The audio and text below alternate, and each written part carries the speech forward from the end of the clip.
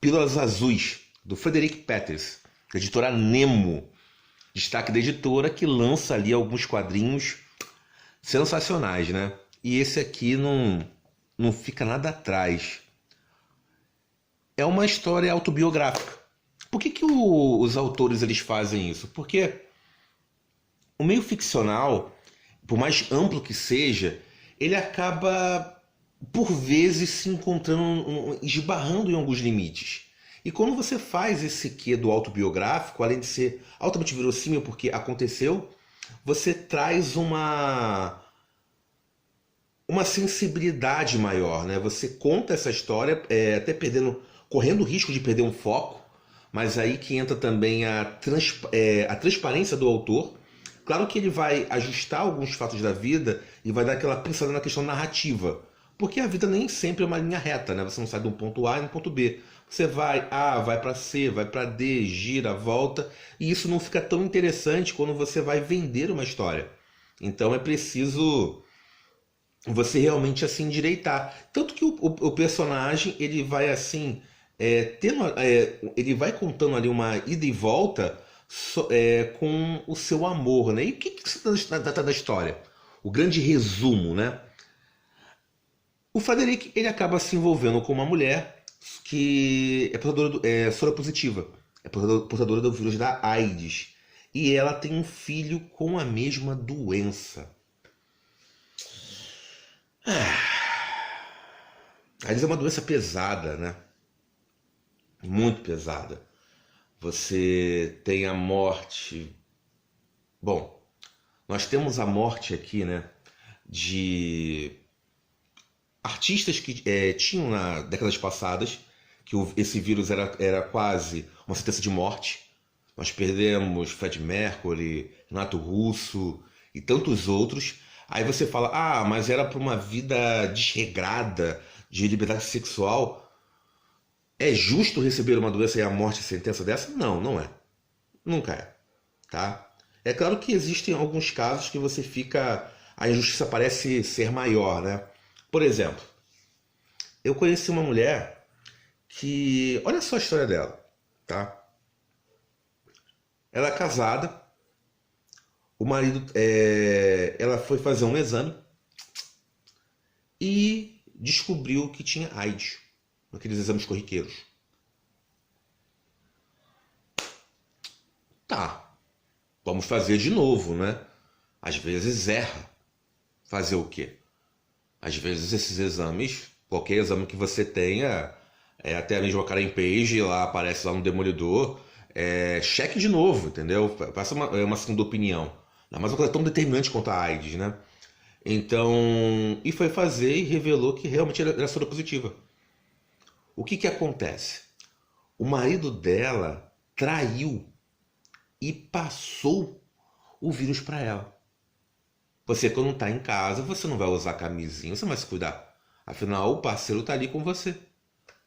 Ou a parceira. Dupla traição, né? Covardia até, né? Então, ela também tinha que contar para o parceiro que ele também estava infectado. Dito e feito, né? O que aconteceu com ela? Ela não abandonou ele, não. Ela ficou com ele e ele acabou falecendo antes. Ela se tratou e ainda está viva até hoje, né? Mas você fica realmente pensando sobre isso. Essa história acaba tendo. E isso é mais um exemplo do que acontece. Porque tem a ficção e depois tem a própria realidade. E a vida é um grande material, né? É um grande acervo. E aqui, o Frederico ele vai contando como é que foi esse relacionamento, essa grande responsabilidade, né? De você ter ali... você sente logo, o homem ele tende a ser o protetor. Todos os pais são protetores, né? Mas como a questão do papel social, então ele se vê ali como o protetor da família, e quando já chega nisso como papel, o que eu posso fazer contra esse vírus? Eu posso socar, eu posso ali, no caso, se portar e buscar o tratamento e realmente servir ali de apoio, né? Emotivo, e combater também isso. E ao mesmo tempo não sentir pena, né? Ele fica, a psique dele fica abalada, né? Como até mesmo ela conta. Aqui a arte acaba casando muito bem com a história, né? Bebe do underground. Aqui. Aquele preto e branco, você até estranha, né? Não é aquela HQ, é uma arte, belíssima, tudo mais, mas encaixa com a narrativa. Ele consegue expressar a sensibilidade, por exemplo, da criança, olha só.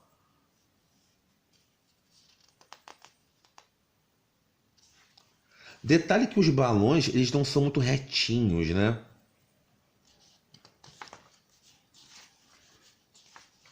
São meio pintados. Tá. Aqui também fala muito sobre sexo. Como não tinha como não ser, porque você fica com uma grande preocupação. Inclusive, quando eu li essa história, eu falei, nossa, tá, eu conheço assim sobre o vírus da AIDS, né? Afinal, desde criança, quando você vai, por exemplo, ao barbeiro, você se machucava, você não pode ter contato com sangue, sempre com esse medo atormentando todos nós, né? E você vê ali que tem alguns dados que pelo menos eu desconhecia. E o grande público também, né? A questão da forma do contágio. Mas tem que ter o índice baixo, você pode fazer inclusive sem camisinha, portanto que tenha alguns preparativos para isso, né? Algumas condições. A pessoa que você faz já sob tratamento intenso. Quando você pega o vírus, você tem um tempo ainda para ele estabelecer no seu organismo. Ou seja, não é uma coisa que você pegou e você tem 100% de chances. É claro que há uma porcentagem que você faça isso. Você tem que estar vulnerável, Aqui até mesmo explica, né? E você tem ali como fazer um tratamento de drogas pesadas para você conseguir eliminar esse vírus. Isso eu não sabia, né? Já fica aquele recursos em termos se uma pessoa ela foi exposta a uma situação de risco, né? Pode ser N coisas, pode estar com uma luva ali, você é espetado por uma agulha. Nossa, isso acontece muito. Tanto que até quando eu vou jogar o lixo fora, eu tomo um cuidado, né? Eu fico pensando muito na questão de quem é que vai pegar isso. Então, de vidro, e eu fico imaginando a questão de agulha, questão o hospitalar e tudo mais. Por mais que você faça proteção, acontece isso sim, entendeu? Então, e é claro, o próprio profissional que está lidando, às vezes está cansado, se espeta e problemas. Inclusive,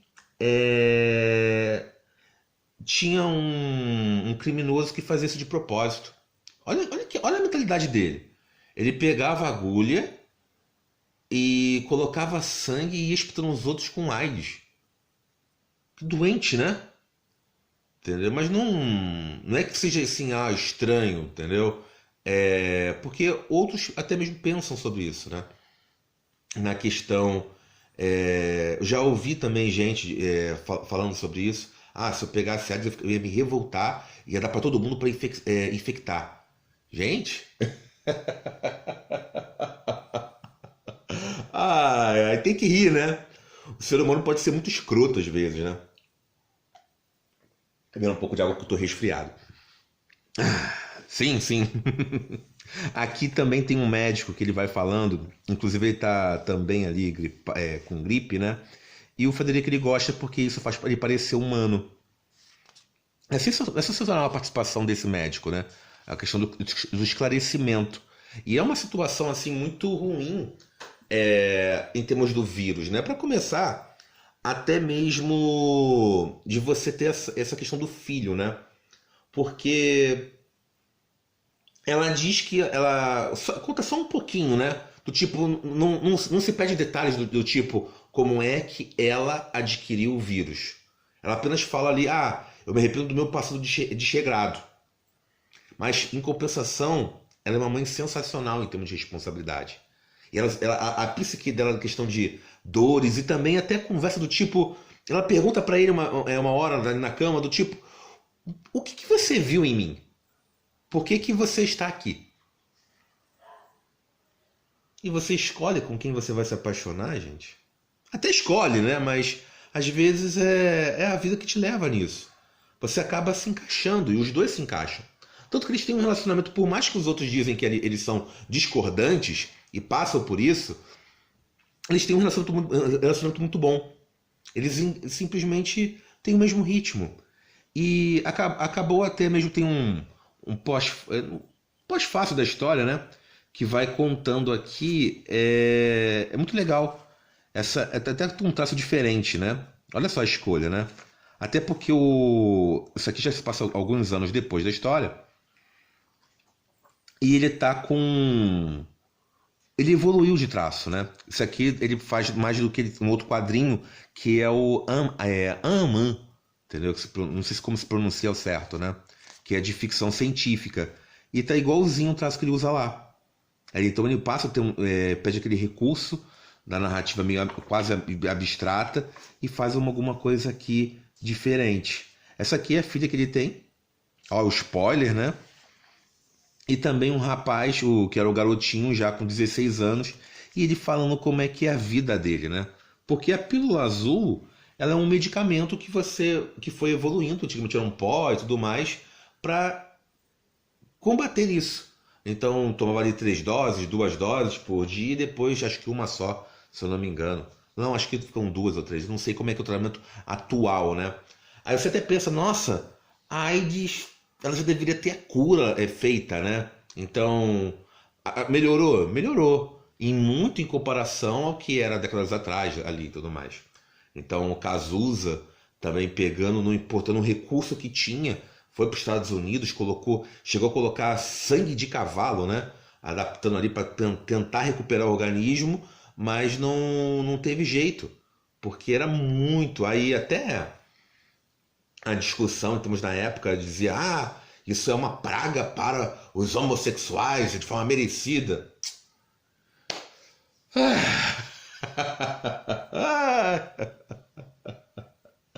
É tanta besteira, bobagem que se ouve, gente. Até o Covid também, no início teve isso. Eu escutei, foi de um amigo meu, tá? Primeiro a negativa, né? Então, mas isso aí sabe o que é? Isso pra mim é o psicológico, de morte, não tem as fases? Então, primeiro você tem a negação e você culpar e você tentar justificar, isso é o quê? Isso é mais do que negação, isso em termos de fase. Isso é uma tentativa de barganha. Para do tipo, pegou, então, esse vírus que o próprio universo ali conspirou, então existe uma justificativa por você ser merecedor dessa doença. E no caso, esse meu amigo, ele dizia, não, primeiro negou, né, e depois o Covid testa ali os fortes. Aí eu, filho, no apocalipse a coisa fica legal, entendeu? Agora você realmente testando em outros lugares fica ruim, né? Aí depois aí negou que o vírus existisse, aí depois eu falei, olha só, eu perdi um grande amigo por causa disso, em termos do vírus, né? No caso Gerson, né? Aí, pessoa sensacional. E o que você está falando é besteira, esse vírus existe e não e é aleatório, tá? Não é questão de mais forte do mais outro. Em cada um vai ter uma forma diferente. Então você não vai fazer isso. Você simplesmente lamenta, tenta se proteger o máximo possível e é isso. Não tem por que você colocar uma opinião. Eu até falei, não falei nem ruim, né? Uma opinião idiota frente a isso.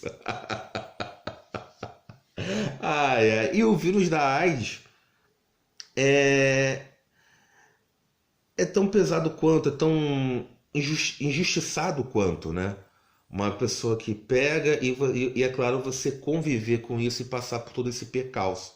E como essa história ela vai narrando com isso, colocando os detalhes não apenas da mulher, como da criança, e passando e sobrevivendo e até tendo ali um final feliz, provando que é possível sim você conviver com isso. E o Frederico ele foi muito feliz. É uma história assim muito boa. Vocês já leram? Por isso que eu disse assim, tanto o spoiler, né, tanto assim, tão livre, e nem falei, isso vai acontecer, porque já é uma história antiga, E vocês lendo, vocês não vão perder, tá? Tem o próprio envolvimento que ele tem em termos da festa. Ele vem dizendo, e eu até separei uma frasezinha aqui. Eu geralmente não costumo fazer rasura em nenhuma história. Eu deixo sempre a história em si impecável. Mas dessa eu fiz porque me marcou. Eu falo, poxa, eu não quero esquecer isso, né? Ele tá pensando ali na narrativa, dizendo ali, mente com mente, né? Fazendo uma própria reflexão. E ele vai aqui, ó, olha só. Não exija que as coisas aconteçam como você quer. Contente-se em querê-las como elas acontecem. Epíteto. Eis a resposta dele. Epíteto não tinha AIDS. Mas existem coisas piores. Ali ele ainda não tá essa aceitação, né? Essa resposta. Tem muitos. Se a AIDS fosse simplesmente o pior dos problemas, existem deficiências que você nasce assim, ou você adquire, e você tem que ter essa carga. Então, quando você pega realmente essa fala do episódio de você contentar-se com isso, você fica. É frustrante. É frustrante. Aceitar isso e você conviver e dar o próximo passo é muito fácil de dizer, né? Você tem essa raiva incontida dentro de si, essa amargura, na verdade. E não apenas isso, né? Falamos isso de doenças e deficiências, mas a própria morte em si. Uma morte antecipada que você tenha, você... Como é que você pode se contentar e ficar feliz e contente e seguir em frente? Tá? Não é assim tão fácil, né? Não é essa assimilação e essa evolução toda. Você passa realmente pelos estágios da morte, e depois você vai seguindo, né? Vai realmente vivendo. E esse que é o objetivo dessa HQ, você ensinar um pouco sobre o que aconteceu com ele e ensinar sobre a doença, para dizer que não é tão assim, e até mesmo você fazer essa reflexão do que você pode viver, tá? É uma história muito boa, mete para a editora, e vamos ficar por aqui, gente. Agradeço mais uma vez e até o próximo vídeo. Fui!